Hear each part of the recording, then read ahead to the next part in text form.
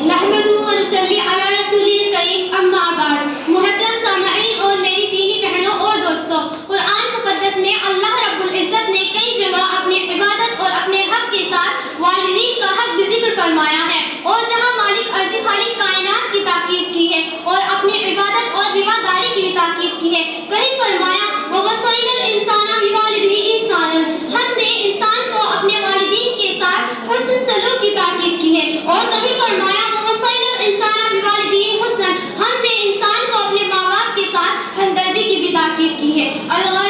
اللہ تبارک و تعالیٰ کی بات اولاد کے اوپر دوسرے نمبر پر حق ماں باپ کا ہوتا ہے، کیونکہ اللہ تبارک و تعالیٰ موجود حسینی ہے۔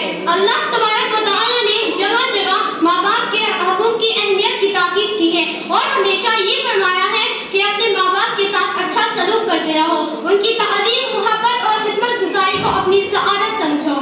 ایک مرتبہ جناب رسول اللہ صلی اللہ علیہ وسلم نے ارشاد فرمایا کہ ایک نوجوان صحابی بہت زیادہ عبادت گزار تھے، نماز، روزہ، زکات اور خیرات بھلائیوں کے کاموں میں سب سے آگے رہتے تھے۔ ان کے گھر میں ان کی ماں اور بیوی تھی، ماں اور بیوی کے درمیان اختلاف اور انبن رہ رہی تھی۔ اس نتیجے پہ وہ نوجوان شخص اپنی بیوی کی باتوں میں آ کر اپنی ماں کی باتوں کو ترجیح دیتا تھا۔ اس نتیجے پہ ماں ان سے بہت زیادہ خفا رہتی تھی۔ اتفاق سے اس نوجوان کی موت کا وقت آیا تو اس کے منہ سے کلمہ نہیں پڑھا جا رہا تھا، تو اس نوجوان شخص کی بیوی نے حضور صلی اللہ علیہ وسلم پر یہ پیغام بھیجا کہ میرا شوہر طلاق کی حالت میں ہے، میں جانتی ہوں اگر آپ کو بتلا دوں تو حضور اکرم صلی اللہ علیہ وسلم اور بطن نفیس بھی تشریف لے آئیں گے۔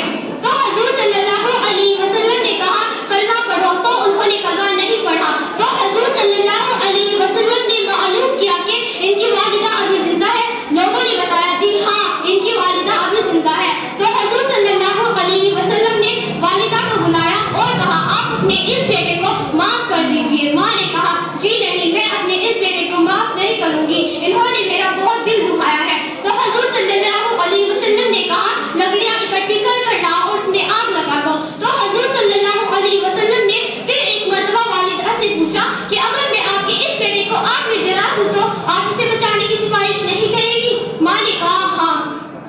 تو حضور صلی اللہ علیہ وسلم نے کہا جہنم کی آگ اس سے زیادہ سخت ہے، جب آپ کو اس میں جلنا گوارا نہیں تو اس سے زیادہ سخت ترین آگ میں جلنا کیسے گوارا ہے؟ تو حضور صلی اللہ علیہ وسلم نے پھر ایک مرتبہ والدہ سے پوچھا آپ اپنے اس بیٹے کو معاف کرنا چاہتی ہیں یا نہیں، یا ہم آپ کے اس بیٹے کو آپ کی آنکھوں کے سامنے جلا دیتے ہیں؟ ماں نے کہا آپ میرے گواہ رہیے، میں نے اپنے بیٹے کو معاف کر دیا ہے، میں اس سے راضی ہوں۔ تو